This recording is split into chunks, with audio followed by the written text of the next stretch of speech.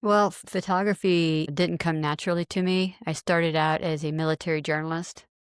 So I'm a writer foremost. I've been writing for military newspapers and magazines and newsletters and editor of military newspapers for 21 years. 5, 4, 3, 2, 1, 0. You are tuned in to the Creative Frequency. Come with us as we explore the creative process with artists from all areas of the creative spectrum. The Creative Frequency starts now. Hey, everybody, I want to thank you for tuning back into the Creative Frequency. I'm your host, Kent Tarbox. And this episode, as we do in every episode, we're going to be talking about the multifaceted world of creativity with our guests. I'm going to ask our guests to share their personal experiences about inspiration, roadblocks, creativity, how they've navigated through their career, anything that comes up. It's a fairly organic journey. So with that being said, and you know how I do things, we're going to jump right in. I'd like to introduce our guest, Lori King. Hi, Lori. Hi, Kent. How are you? I'm fine. Thanks for inviting me to be on your show. This is exciting. I appreciate it. I guess when I sat down to do this, I started to get a list of people, and I'm like, okay, who can I ask? Because they say you got to have a lot of people, and I'm like, who do I know? So I just emailed everybody. And when you responded, I think this one is going to be particularly interesting because of your background. That you're a photojournalist by trade, correct? And I don't think the term creativity and photojournalism are often used in the same sentence. So I'm going to ask you, where or how were you able to interject creativity into your daily photojournalism journey? Well, photography didn't come naturally to me. I started out as a military journalist. So I'm a writer foremost. I've been writing for military newspapers and magazines and newsletters and editor of military newspapers for 21 years. So I did 8 years active duty and 10 years Army Guard, and my last 3 was at the 180th Fighter Wing, where I retired from. So I'm actually retired Air Force, even though I was 18 years Army. Right. Anyway, so as a military journalist, we would take our own pictures. Some of the training that I had at the Defense Information School, which is the military journalism school, I think it was like a 10-week track, and a couple of weeks of that was teaching us photography. Back then it was 1979, and it was 1980, and it was black and white film, the single SLR. Mm-hmm. Click, load, click, load. But I didn't understand f-stops and shutter speeds and ISOs and how all of those 3 settings work together, which is called reciprocity. As you know, as a photographer yourself, aperture has 2 jobs. One is creating light, manipulating light, but the other one is depth of field. Mm-hmm. And with shutter speed, of course, you're manipulating light by the time that the light is allowed to get into the camera, but it controls motion. So between knowing how to control your depth of field and your motion, which is like 3 different kinds of motion: slow motion, stopped action, and then blur. There were times when, like one time I covered a cross-country meet, and I wanted to slow blur the starting lineup, and that came out really cool. So, and then I would do real fun things during like NASCAR races and things like that with motion. But as you know, I was a photojournalist at the Toledo Blade for 26 years. Mm-hmm. So I was in the Guard and worked at the Blade at the same time. And it's really at the Blade where I cut my teeth in photography. That's where I learned how to do those things. But when I started teaching, that's when I really understood why it worked. Okay. So I've been, teaching since 2006. I started at Owens, a basic black and white class. And then I am still teaching now at University of Toledo, and I teach multimedia storytelling and everything else they throw at me, which is cool. But getting back to your question on creativity, there are 3 things that make a successful, and I never say perfect because there is no perfection in photography. One person's gonna love it, and one person don't get it or hates it. Mm-hmm.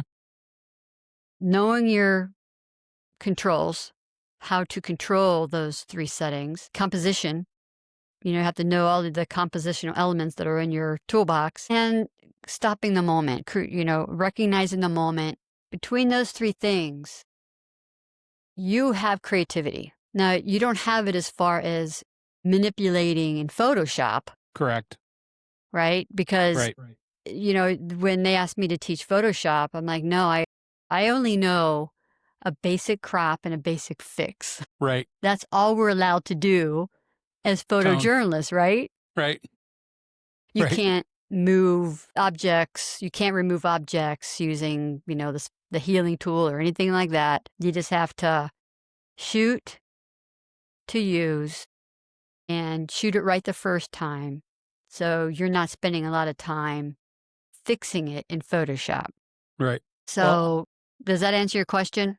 Well, no, yeah, I agree with all of that because I've been told that kind of disparagingly. They're like, well, you're really not creative when you're doing a sporting event. It's just happening in front of you. You just take the pictures. Well, yes, you do. But I need to find that perspective that makes people want to look at that image because I get one try. I get one shot. You know that they're going to publish in anymore. They publish one. And that's it. So you got one to get the image, get the story across. That's it. And I've learned to look for different angles and look at the different ways people shoot a football game or a basketball game. And I steal shamelessly from them when I find one that works. It's like, that angle works. I'll take it. The Photoshop thing, you're absolutely right. People ask me about Photoshop. I'm like, nope. I have no idea how to do things like that. I'm not your guy. I am not your guy. And people have gotten in trouble with that. We won't get into that. But people have gotten in trouble with that over the years. But even going out onto an assignment, and let's talk about assignments, because sometimes you don't know what you're walking into. What did you do in your mind? Did you do any just mental prep, thinking about what you're walking into? Well, it's almost like the mental prep would be dealing with light. Is it going to be dark? Are you shooting a nighttime Friday night football game? Then you're going to have a challenge. Do you need a fill flash? And you always should be carrying a flash in your bag, even though I prefer natural light, ambient light. Sometimes you just have to use a flash. Mm-hmm. If bright sun, worst time of day to shoot is noon, right? Noon to 3. This is like the worst. Noon football games. When people have a hat on, or you're taking a picture of a person with really, really, really dark skin and they have a white shirt on. And then there's that contrast between white and black. Because the camera does not know what it's shooting. The camera was built to read light, reflect it off an object. That is it. Mm-hmm. So you must know. I shoot 100% manual. Always. You must know your settings to be able to shoot manual. So you can control the light and not let the camera control it for you. I lost my train of thought. What were we talking about?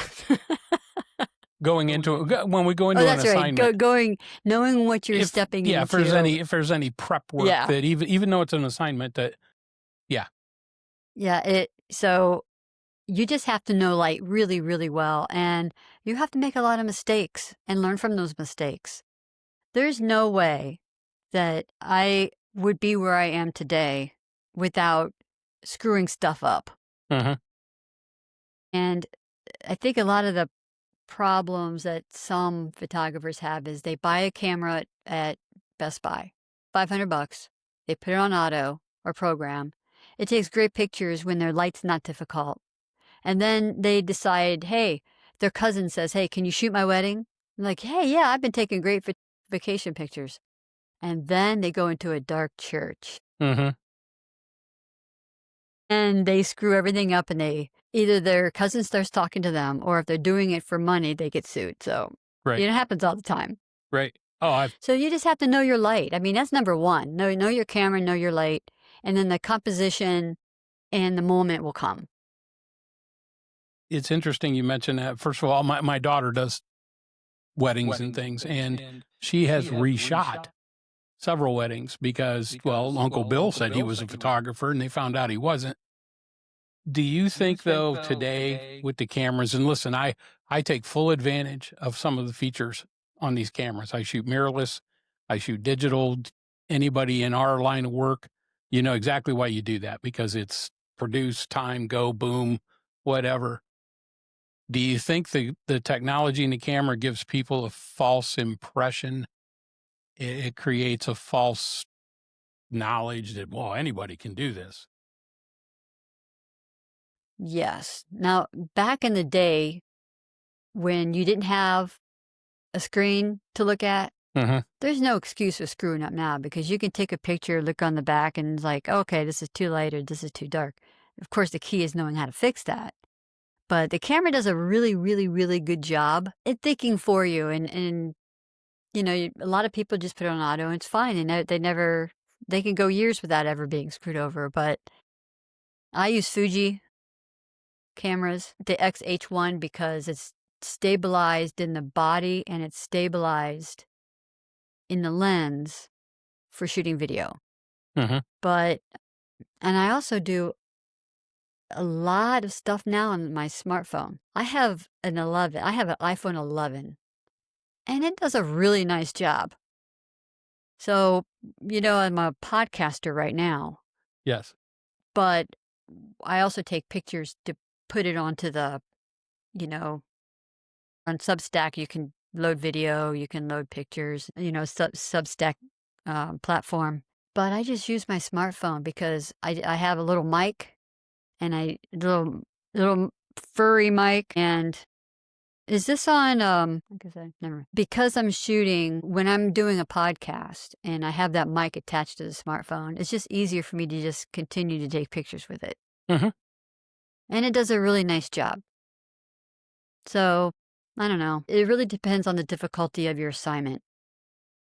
I'm going to be honest, and I've had people out there ask me, why don't you just take your phone instead of these big cameras and lenses and everything? And I'm like, well, sometimes, believe it or not, that does work.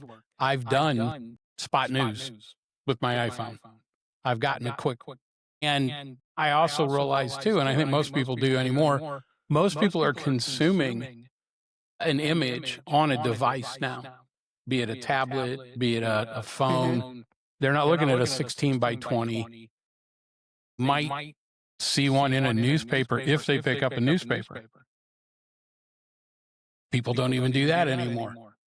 So when I hear people talk about using their smartphone, it's like, if it works, and I've seen beautiful images come out of a smartphone with people that are every bit as talented. But I'm with you, though. Sometimes put people in a situation where you can't control the light, or you're in a really bad situation.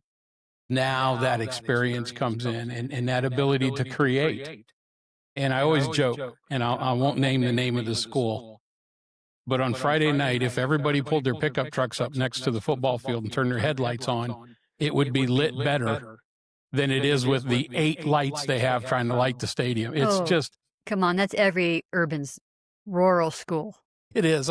When you're shooting football and there's a cornfield behind you, you're not going to get the best light once the sun goes down. However, I really do like shooting soccer at night. Okay. Soccer at night is just really fun to shoot. I retired from the blade, 2021. I think it was 21. I haven't shot any of that since. Do you miss it? I don't miss shooting in the rain and the snow. No, I don't miss that.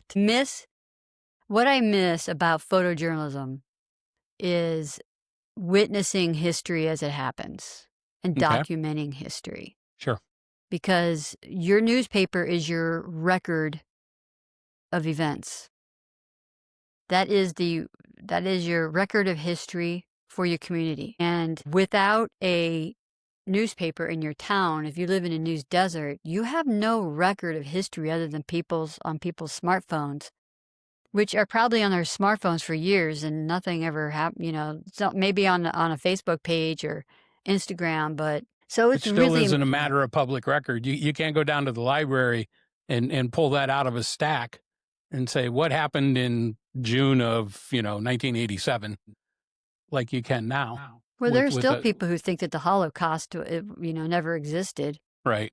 And they might have got away with that if it wasn't for the photos that were taken during those times. But we need photography to document our history for every reason. I had Jay Dickerson on the other day, and Dirty Kicks, right? Street photographer, document, and he said he's a documentary photographer. Mm-hmm. That he's documenting his community. Yeah, he is. And he is. And I'm with you. I mean, we only know about our history from letters we read that were written in the Civil War, photos that we've seen. And I had this conversation with another person that photography, I think right now, well, and has been for a while, is overwhelming because it's the Instagram, it's scroll. There's no time to sit there and really look at a photo. And you and I are the same age. So we remember very iconic photos, I'm sure, probably the same ones, the Napalm Girl. Oh, yeah. That Nick took. The Kent State, photos out of Kent State. Different thing, even today, and even on today, today's 9/11, some of the images that came out of the World Trade Center and some of these things, iconic photos that today I worry they get lost in the mix, that it's just, oh, that's a nice photo, what's next? That's a nice photo, what's next? That's a nice photo, what's next? Or created by AI. Yes. Now we have that to worry about. And now they're making these phones that, delete this thing and add this thing, and someone has their eyes closed. Now we can open them for you. It's like, oh my goodness, we can't even trust our pictures anymore. Right. These are scary times. And I think it's important to educate, because I'm with you there, because you and I grew up with the adage, wow, picture's worth 1,000 words. Mm-hmm. I have proof. You don't have squat today. And I mean, I've seen landscape photographers do this where, well, I didn't like where the sun was, so I'm just going to add it over here in Photoshop and put these nice shadows in and that. Okay, it makes for a pretty picture. It's not real. And I struggle with that because of my PJ background, because being a photojournalist, I'm like, you really can't do that, guys. But you can. And that's, I guess, my thing is, though, real quick, as long as that's identified, let me know it's been altered. Don't pass it off as the real deal. I struggle with that. Well, before I send my photojournalism students out into the world, because they have to take real assignments, they actually have to shoot a sporting event, and they have to shoot a feature assignment, and they have to shoot an event, and they have to shoot a portrait. The first lesson I teach them, sorry, I live by the Toledo airport. I don't know if you can hear the jets. We can. F-16 jets. Yeah. Flying over my house. I live in Monclova, but I give them a really good, solid 2 weeks of law and ethics, because they must know that they cannot set something up. And if you miss something, you've missed it. You can't you cannot ask for a do-over. And they don't know that. So by the end of the course, they're like, wow, photojournalism's hard. It can be. Right? It is. And if you lose your trust, then you've lost, then you become paparazzi. And there's nothing more offensive than being called paparazzi when you're on an assignment. Oh, here comes the paparazzi. It's like, oh, No, don't No. ever. Don't you take that back. I work hard to be trustworthy. That's right. And I have credibility. And when you talk about character, and, character is what you do when nobody's around, right? The things you do when nobody's around. That's photojournalism sometimes. And that is the aspect of it. And I know people are probably wondering, where the hell does creativity come into all this? It's there. But we also operate under a sense of ethics and a sense of values. And I think it's our responsibility to pass that on. Now, when I'm out photographing like the pictures you see behind me, that's a different game. Okay. I can play around there. I still don't add things or take things away, but I'm not approaching my personal creativity work with the same rules that I do when I go out on an assignment. And there's room for both.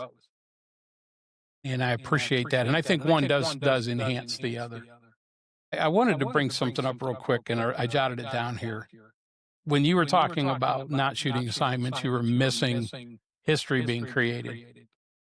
One thing that I discovered in the PJ world, and it happened during COVID, was when we could go back out and start shooting again, I didn't miss making an image. I didn't miss taking the photos. I missed the people. I missed that social network and you and I have done this, Lori. We've sat side by side on the baseline at a basketball game for an hour and a half, and we've chatted and done our work, and then we take a break, and then we do game 2. You don't realize the value of that until it gets taken away. Well, we become brothers and sisters. Yes, right? It is a community. Yeah, we are a community. Were you at that game during COVID when everybody had to wear a mask unless you were eating, and there was that whole row of parents who had suckers in their mouths? Yes. Do you remember that? Yeah, I do. Yeah, they would all put suckers in their mouths. And I thought, oh, okay, it's like, sure. Whoa. And I never took a picture of it, and I regretted it. To this day, I regretted not documenting that moment. Right. Because there was and I'm going to tell people too, if you never experienced it, being on the sidelines of a football game, for example, it's an experience. It's noise, there's stuff, there's a lot happening. It's a unique place to be. That first game we shot when we came back from COVID, with no band, no cheerleaders, no student section. No, it was the most surreal experience. And I was in the Navy too. I'm like, I've been all over the world. I have had experiences that we will not discuss online, but that was one of the most surreal experiences of my life. I'm like, this is weird, because you just got, it's not what you were used to. I was at the walleye game, the last walleye game that they were able to play. Mm-hmm. And I showed up it was a normal walleye game. Of course, everybody was wearing, this is right in smack in the middle of COVID. And I'm hearing over the loudspeaker outside that spectators were not allowed in. Only like close family and invited people and media. And it was repeating. It was repeating like it was an apocalypse. So I ended up doing a video on that. But so I go in, and I don't know if you ever shot a walleye game, but it's like always sold out. Yes. It is loud, it is raucous, and there is nobody. And you can hear the puck. You can hear them hitting the puck, and you can hear them breathing. And there's like 5 people in the stands. Mm-hmm. So that was, and I think the Blade, every now and then the Blade will still use one of the pictures of this one guy with no one around him, and they had scored a goal, and he was like, and in the foreground, you can see the hockey player's reflection in the glass. So you got to see them, plus you got to see him standing all by himself. But that was the iconic moment of sports during COVID. And of course, Right. all the fake people in the seats and things like that. But documenting that stuff was a thrill, I have to say. It was definitely, I don't want to do it again, but it was a very unique time frame It really to do was. what we did and to do what we do. Mm-hmm. I want to ask you, during your career with the blade, for example, how many did you go through periods of I can't do this anymore? Burned out? And if you did, how did you work through it? I think what helped me get through, teaching helped me get through it, but I don't have a very good memory. If there were a couple assignments that haunted me, Yes. one of the worst assignments I ever covered was a drunk driver going the wrong way on 280 near downtown Toledo and hit a whole van full of a family and killed them all but the dad. Right. I had just gotten home. It was like 11:30 at night, and I get a call from the photo desk. And they're like, "Hey, you need to go back out." And I'm like, "Well, I'm off right now." And they're like, "No, this is bad. You have to go shoot this accident." So I get in my car and I rush back downtown. There was like a baby car seat in the middle of the highway. The other people were covered with a sheet. And then I was taking pictures feeling like a cockroach, right? It's like the police were looking at me and they're like, "How can you take pictures of this stuff?" And I'm like, "Because if I don't," this was Christmas time. New Year's Eve was coming. I wanted them to splash these photos on the front page because I wanted people to be scared to death to drink and drive after seeing those photos. That's how we make a difference. We make a difference by showing people the consequences of bad behaviors. You have probably taken pictures. I know I have of dead bodies. I have. We've seen the worst of the worst. Yes. But to get through it, if we can save one life or change one person's opinion for the better, then it was worth it. So that's what got me through. And it doesn't linger with me too much because of the memory. Right. I've learned to, I don't want to say compartmentalize it, but I come to it with the same thing.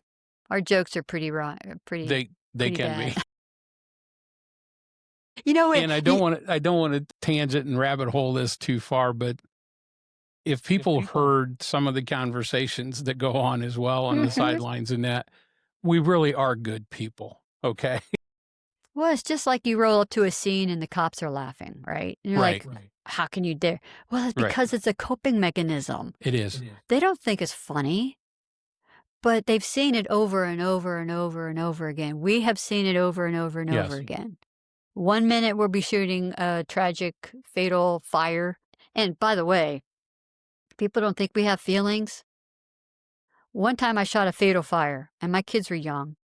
And it was in Findlay and it was 4th of July. And they sent me to Findlay to shoot this fatal fire. And this young girl had refused to jump out of the second-story window and she died. Mm-hmm. I think she was like 4 or something like that. And the blade's like, "Hey, can you try to get a photo of this girl?" Because a family was there, obviously. "Can you get a photo of this girl?" So I had to walk up to the family, tell them who I was, and say, "I hate doing this. I really hate doing this to you, but we want to tell your daughter's story. We want to prevent maybe someone else from having to deal with this. Do you have a photo of her by chance?" And I broke down crying so hard. I was crying harder than the family because I had young kids and it just affected me really deeply. But yeah, I've cried a few times in front of sources. Yeah, it's a difficult and folks, if you're not familiar with photojournalism type work, don't go away from this with a negative. It's the nature of the work, and I have a brother who's an EMT. He has his stories. Talk to anybody in law enforcement. Talk to an emergency room nurse. Talk to an ER doctor. Talk to anybody who's out in the public and seeing people at their worst. It puts things in perspective. And that's one of the things that led me to doing things like this. Maybe I'll try to bring it back into a creative perspective here, is channeling positive energy, creating positive things, creating things that people want to look at that aren't tragic, that aren't whatever. And again, it's a cope. But I've had the same situation. I've went out even to tomorrow night I got a football game. It's football game 510 or something for me, right? It's a little hard to get amped up. but I get out there, I have my job, I look for it because somebody is going to see a picture of their kid, their grandkid, their brother, whatever, and it's going to mean something to them. Mhm. And that's the perspective I have, because there's days I go after, it's like, not feeling it, just not feeling it. I want to be home in my lazy boy, especially winter basketball games are the worst. Saturday night, you're comfortable, and then you got to get up and leave the house at 6 o'clock at night, and it's 10 degrees out. It's absolutely terrible. Hey, it's your host, Kent Tarbox, and I'm here to ask you one question. Are you looking to unleash your creativity? Looking for a place to show your work, meet other artists, and be part of the art community in Findlay? Why don't you think about joining the Findlay Art League? Whether you're a beginner, a seasoned artist, we welcome you all. So take a minute, visit findlayartleague.org to learn more and get involved. Let's make art happen together. Well, this has been quite the therapy session. Anybody who's tuned in, this is really good stuff, though, folks. And maybe it allows you to explore your own purpose as to, am I photographing for a purpose? Am I just doing it for myself? Is there a message? I don't want to say that everything's political or everything has to be a social statement or whatever, but maybe this kind of conversation, if this prompts you to think about your work in a little different perspective, I encourage it. Do you comment on that, Lori? I was looking over some of your questions, and one of the things that I wanted to bring up was I've heard from so many photographers who were told in the beginning of their careers that they weren't good enough, or students had pictures back in the old day. I don't think you can get away with it now, but students had pictures where the professors would rip them up and say, "This sucks, go back and do it again." I mean, they were brutal. So when I was going, I had my photojournalism degree from Kent State. And when I was at Kent, I ended up landing a part-time job at the Warren Tribune as my internship. And it was 32 hours a week. I was in the guard. I had a full load. And I was a photographer at the Warren Tribune. And I worked Sunday shifts. So the LPGA was coming up. And I was very excited to shoot. I love sports, but particularly women's sports.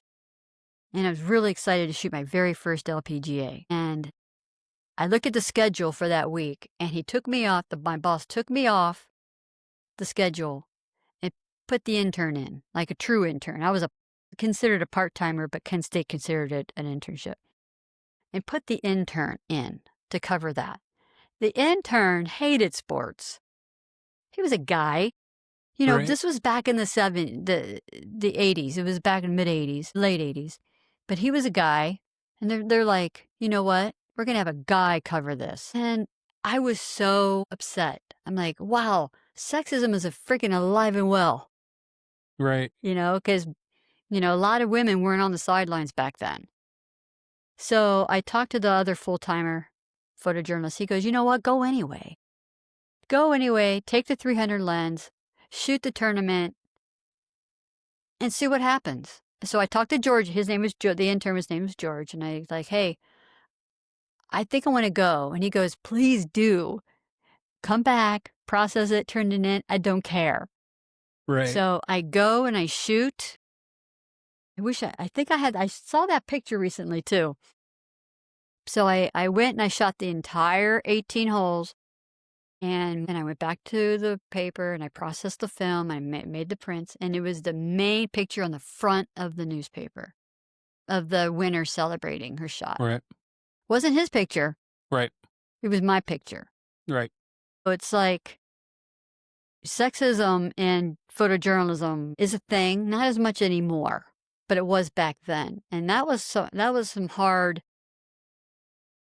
pill to swallow when I realized that was happening. It's like, what difference does it make what sex we are? As long as we love sports and we understand it, that's really all that matters. I love that, because I don't look at anybody on the sidelines with a camera other than another working person. I don't care if man, woman, it doesn't matter to me. They're doing their job, and they do it well. You know, I can reference a couple of the Blade photographers. Becca, she's a great photographer. Your work was absolutely just top notch for years with the Blade. It doesn't matter. The camera doesn't know if you're male or female. The sport doesn't know if you're male or female. The bosses know. Yeah, that's it. It's funny. I was in a golf tournament years ago, and I walked up on the first tee, and I really didn't know the guys very well. But, you know, anybody's played golf, you start chatting on the tee, and guy said something about football, and I said, "Oh my God." I said, "My wife came home the other day from work, and she was just infuriated about something Mark May had said." And he was a football analyst or whatever at the time, and ranting about how bad the Big Ten was and that, blah, blah, blah. And she can't stand the SEC and blah, blah, blah, right? And this guy looked at me, he says, "Your wife knows football." I said, "Oh, yeah, yeah." And he said, "And she knows conferences." I said, "Oh, yeah, she can tell you who went to college where, who plays for the pros, who does this, who does that." He said, you could offer my wife $1,000 and she couldn't name one conference in college football."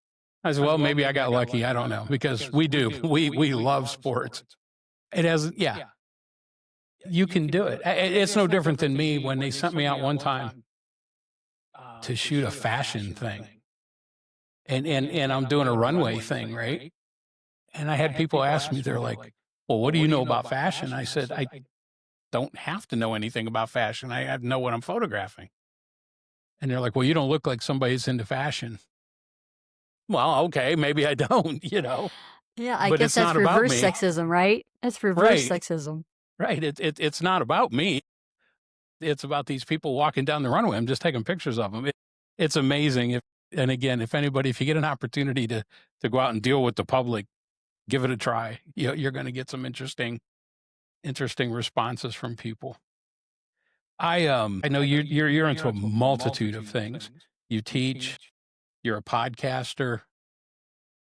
Your photography, aside from your podcasting right now, do you just go out and do you walk through the woods? Do you do street? Do you no? Is it a time? Is it a thing or No, photography's never been like my thing. right? And I've been telling, the Blade, I would quip in the photo department. I'm not really a photographer. And they're like, "What are you talking about? You take great pictures." Well, I don't take great pictures. I take good pictures. Jeremy Right. Wadsworth takes great pictures. Jeremy's a Right? very talented photographer. He's a yes. natural. I'm more of a writer who accidentally became a photographer. Okay.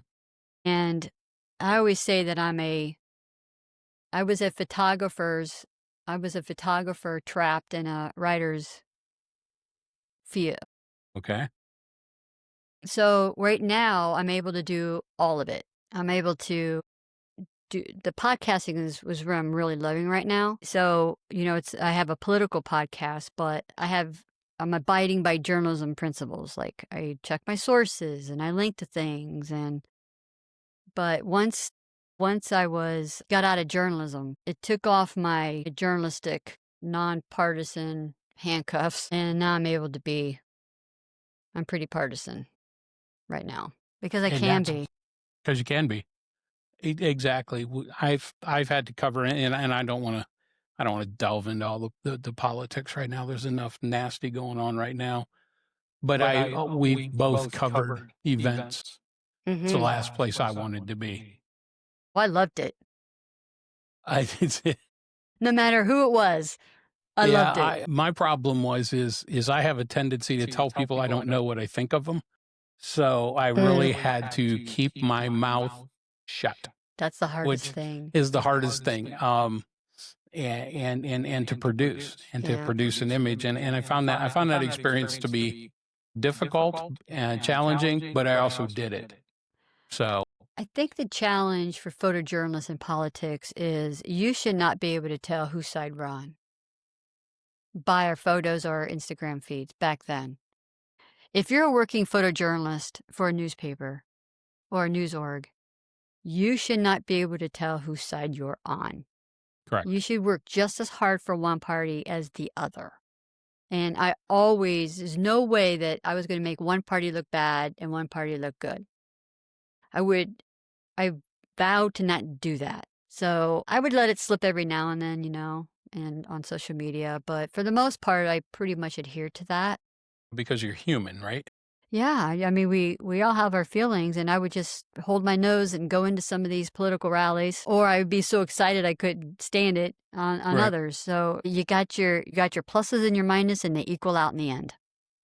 Yes. But you can't just pick and choose and cherry pick the assignments that you want. No matter how bad or good it is the job. You cannot walk away from a job going, well, I didn't feel it. Right. Or no one was there, and I have students do this. Well, I showed up and no one was there, so I didn't take anything. I'm like, what? No matter what, there is Right. no excuse for walking away from an assignment and having nothing. Right. That's the challenge.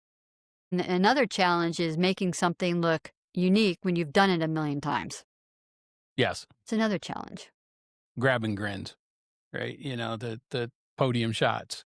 Oh, There's yeah. some of It's the like, ones, how do you make that podium shot exciting? exciting because, and you swear to God, that's an iPhone thing. You could walk up there and go click, yeah, got it, and walk away.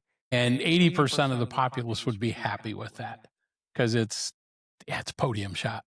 When you're covering assignments, do you stick in one spot, or do you walk around and get every angle you possibly can, which I call circling the wagons? If I'm allowed to wander, I wander because sometimes, and I've learned this because I've seen some good photographers do it. And I think I saw Jeremy do it one time at an event. Everybody's got their cameras focused over here and all lenses are pointing this way. And I looked over and Jeremy had his lens over this way. And I'm like, what's he looking at?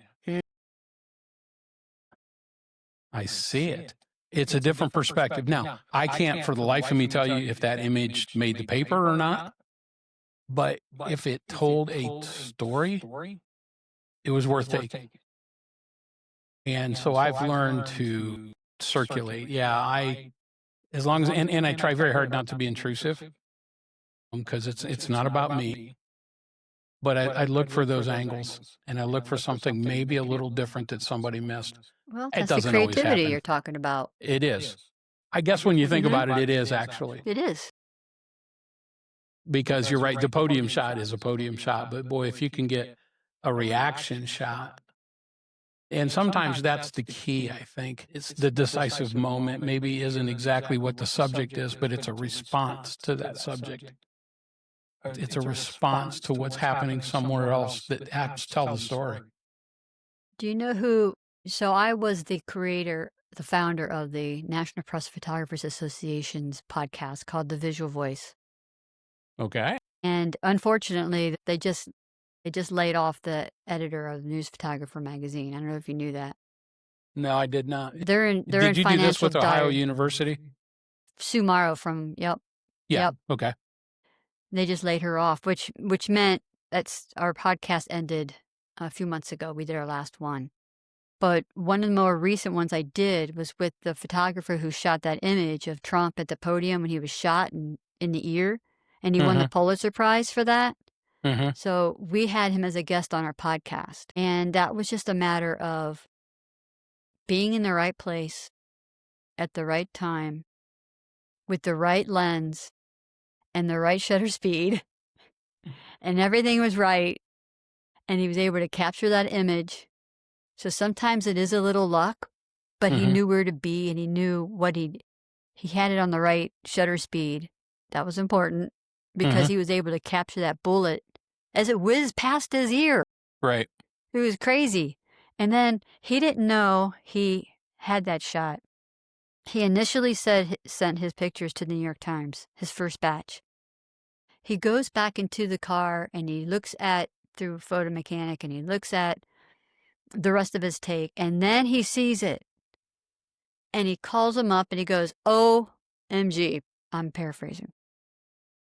I have the picture. He sends it in. the photo that went around the world, he wins a Pulitzer.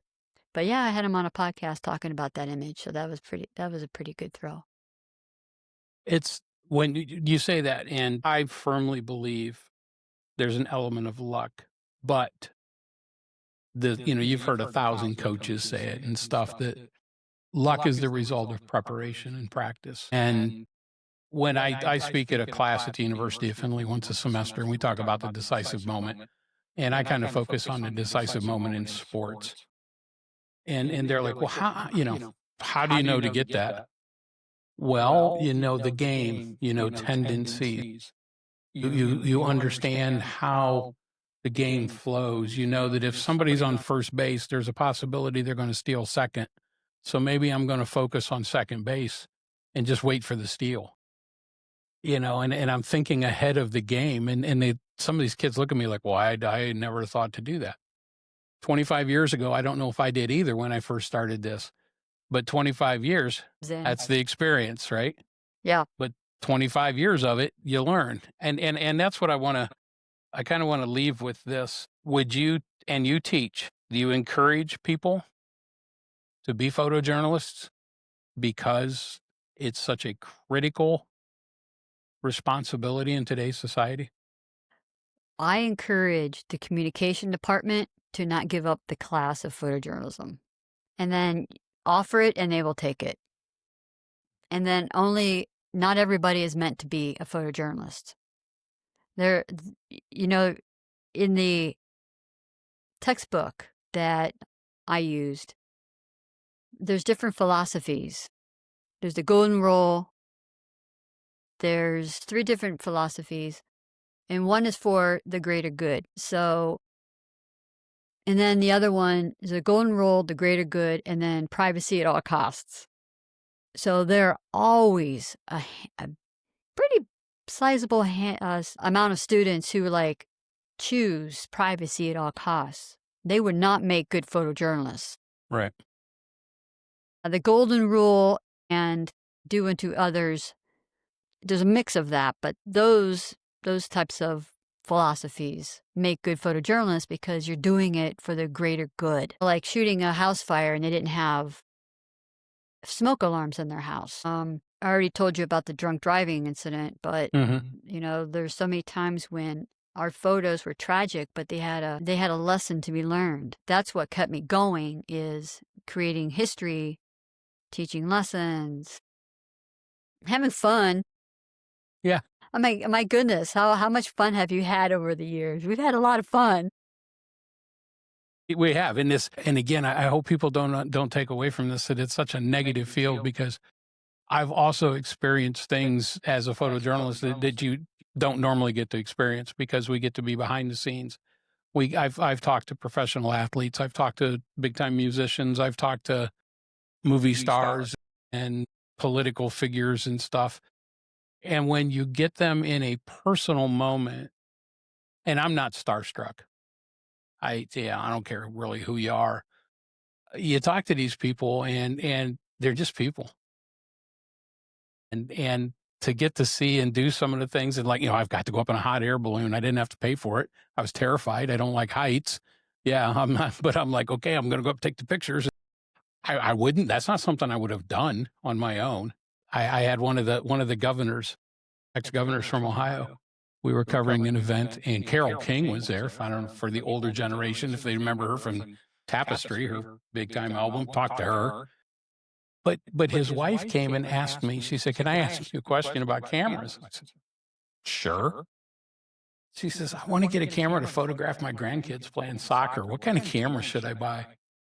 So I'm sitting there talking to the First Lady of Ohio about what camera she should buy so she could photograph her kids playing soccer. I mean, who does that? Yeah. So yeah, we've had a lot of fun.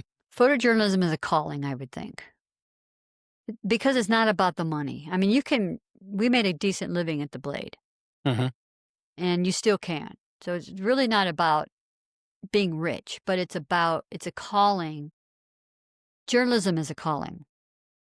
And journalism is the one right that is baked into the First Amendment. I mean, job. It's the only job baked into the First Amendment, freedom of the press, right? The others aren't jobs, just ours. So without journalism, we would absolutely lose our democracy because corporations and politicians would get away with a lot. It is our job to call them out. I call it muckraking. Mm-hmm. It's our job to muckrake. It's our job to stir the pot, catch them doing bad stuff. So I don't feel bad about that. I don't feel bad about anything I've done in my PJ career in the 25 It's for the years good of that the I've been community. Yeah, I've tried to do everything. I've tried to represent my publication, the Courier, and myself in the most professional manner possible. And that's a personal thing. That's an integrity thing with me. And I think that's the premise and the basis of what it is we do, and in your case did on a daily basis for years. And it's opened up other things. It's opened up the ability to do things like this and to talk to all kinds of people about how they are creative and how they can apply it and how it works in their day-to-day life. Lori, is there, in kind of wrapping this up, is there anything I didn't ask you that you'd like to say? I think that photography will always be around, obviously. The smartphones are getting better and better and better, so there are going to be more photographers than ever. But to be particular with the kind of shots that you make, just like bam, bam, bam, bam, bam, 10 shots of someone sitting there like eating a hot dog or something. You take those kind of shots, and sure, it's a memory, but if you look at photography as a way, what we've talked about, as a way of capturing memories and history, and give a little bit more thought into perspective and light, they're going to have more fun with it. There you go, folks. That's your challenge. And That's anybody your task. can do it. If I can do it, anybody can do it. Right. If a writer can have a career as a photographer, and I'm telling you, and Lori's, I'm not going to embarrass her, but Lori, she was a stellar photographer for the Blade for years and years and years. You get a chance, go look at her work. We're going to include her social info, her podcast info and stuff in the notes for this show. Lori, listen, I appreciate your time. I appreciate your insights. I appreciate your openness. I'd like to encourage everybody to sit down, listen to the Creative Frequency, take something positive from it, and go out into the world and be you. So, Lori, again, thank you very much. Thank you, and good luck with the show. I think it's awesome. Thank you. Thank you. Thank you for tuning into the Creative Frequency. You know what to do. Like, follow, and subscribe. Then join us again for the next episode of the Creative Frequency. 5, 4, 3, 2, 1, 0.